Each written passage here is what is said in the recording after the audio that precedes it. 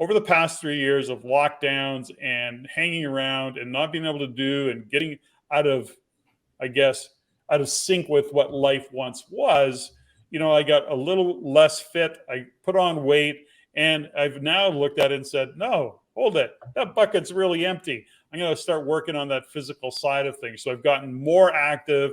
I've been watching what I eat. I'm back into some rhythm, if you will, and have lost some weight again, starting to feel good again. Clothes are fitting better again. And for me, that is, some would look at that and go, well, you're getting back in balance. And I'm going, okay, maybe.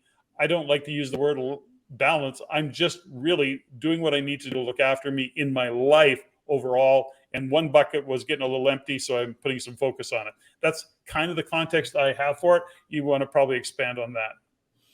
I love that.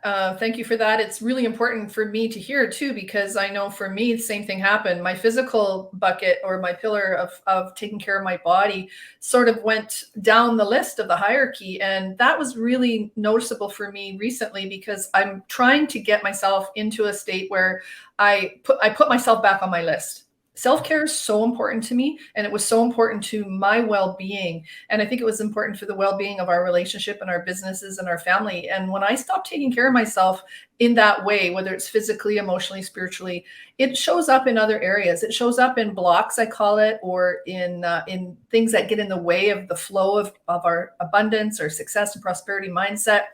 So getting back to that and understanding that each one of those buckets or each one of those values or priorities has equal amount of weight, but they change in order of importance. And what was important to me the last little while was vocation, was keeping my businesses afloat, keeping our businesses afloat. Mm-hmm. And that didn't mean that I gave up the physical. Thank goodness we work and live in the country, so we can be outside and walk, etc. But ultimately, self-care is, to me, the foundation of what people may consider striving for balance. I think it's self-care in the area of the physical body, because if we don't take care of our bodies, as my little cousin used to say, where are we going to live? Where are we going to live? And I just thought that was so... It's very cute. So there's a couple things around this that you just shone a light on, which is certain aspects of these 7 areas support each other. So for me, I can connect my physicality with both my mental and, let's say, emotional side of things, because when I get physical, I have that kind of just the way my body and my brain works. It's a nice detachment from thinking in a kind of focused way and or in a minutia kind of way or problem solving kind of way.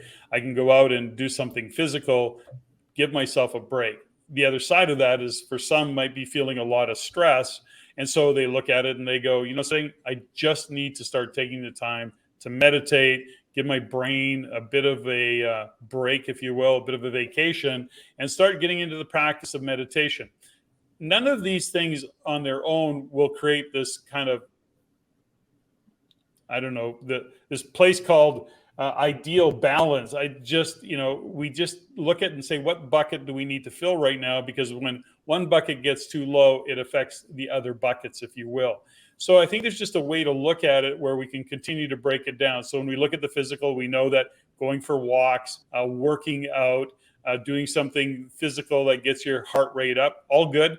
We know that that is proven and it works. We look at how meditation and journaling, getting that brain in a different space, that works. When we look at doing and practicing stoic methods, for example, understanding what we can control, what we can't control, and ultimately we get to the point where we realize that the only thing we can control is our reaction to the things that are happening. So, and I'll end on this, and then I want to pass you the puck, and that is, things don't cause us stress and anxiety. The way we view those things cause the stress and the anxiety. And when we break our life down into these buckets and we look at it and we go, what is this thing that I'm allowing to overtake my brain? And certainly recently, I've had a lot of that going on in my own head. It takes a lot of discipline and practice to pull back and go, don't buy into that. It's not the thing, it's how I view the thing. And my job is to use the tools to actually break that down differently so it doesn't create the stress and the anxiety. Well said. For me, what's really been up, like I said, has been vocation and finances. But what I don't want to step over is that I don't get out of bed without meditating. I will get up, maybe go to the bathroom, come back to bed, and actually do a meditation, whether it's a 20-minute TM meditation or it's a meditation where I'm just going through my day, going through letting my body process things. And how I process is sometimes just through meditating and having that time in the morning and giving myself that time before I have a coffee or dive into emails, etc., is really helpful. And it's helpful for me physically as well. I can stretch. I do my stretches in the morning. I look out on our beautiful property and I do my stretches and I do my meditation. So that to me is physical, but it's also emotional and spiritual. So I'm getting myself organized in the morning. And then the other things I've learned to do, and you tease me about it all the time, is I schedule some social media breaks where I watch a crazy YouTube video, or I watch some conspiracy theory thing, or I listen to some music that I've really been drawn to. So I schedule that, and it's usually in 10 or 15-minute chunks. So that kind of gives me a little bit of a mental break. I'm not a napper. I wish I was, but I know that for some people, they call it a neural alignment process. So your brain gets a break when you nap. I'm not a great napper, but what I can do is just turn my brain off, watch a little social media. When I do laundry, for example, I find that very meditative. So I find those ways of connecting in my day-to-day tasks. I mean, I still have to unload the dishwasher. I still want to do the laundry and fold it, but then I turn something on and I watch it that's either very mindless or something really inspiring. So it just depends on how I'm feeling. So that's how I see it all interconnect as well. You're hilarious, by the way. So I am now, funny. neuro alignment process. You can remember that, but you don't remember that that was my acronym, because JG and I were sitting back one day saying, you need to nap. We need a nap, and it's good and it's healthy. And that's where I came up with neuro alignment process. Love it. I just take credit for everything. It's fine. Well, no, but what's even more funny is I totally forgot about it until you just brought it up. I need to use that one a little more often. So let's go back to kind of a couple things that we talk a lot about and we cannot stress enough. And that is, you are the center of your universe. And when you're living into a belief system or a story or something that says you're out of balance, you're negating the challenge that everybody faces, which is being the center of your universe. It's up to you how you, in fact, do two things. Number one, create some kind of sense of satisfaction, joy, the sense that you're not being overwhelmed and that you've got things going the right way, even if they don't necessarily look like they're going the right way.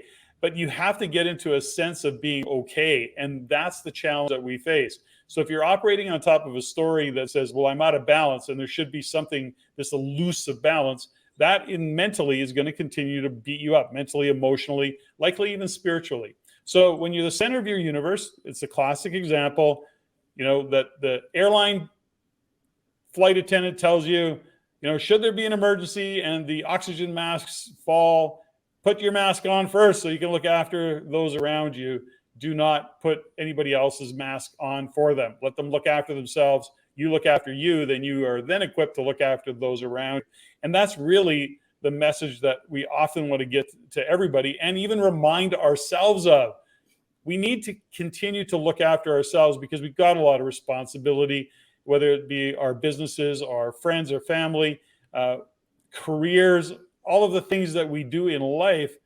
We have to look after ourselves to have the capacity and the energy to be the CEO of our life. So what's your thoughts on that? Like when you're talking about, let's go back to, because I really like the examples that you give with your clients, your athletes.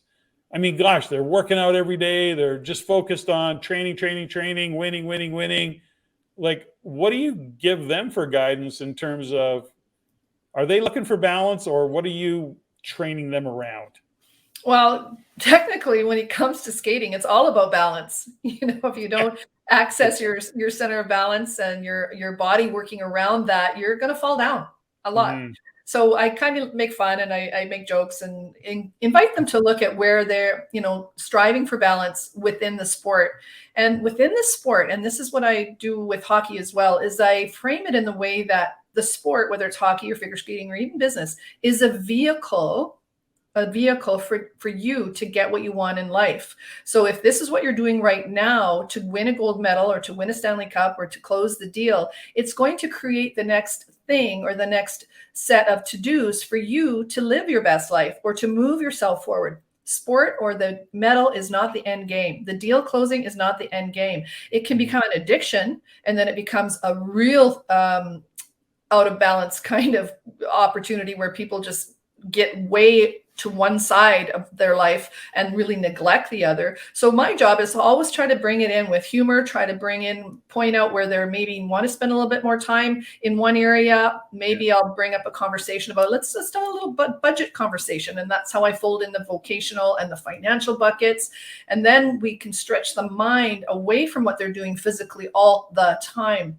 Because that's the other thing. I've often heard them called selfish, and I've been called selfish.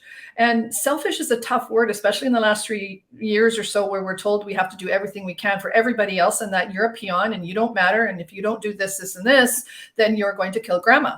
And that's what athletes feel sometimes, is that they're training all summer, for example, in the off season. Then they go into team development or individual development and into the competition season, into the tournament season. And then all of a sudden at the end of the year, it all starts all over again. So learning and teaching them how to reset, for example, and that word has been so hijacked. And when you are resetting yourself physiologically, emotionally, spiritually, it's such an important thing, grounded in what is next, but honoring where you've come from, resting, taking some time away, walking in nature, going to see friends and family that they haven't seen for a long time.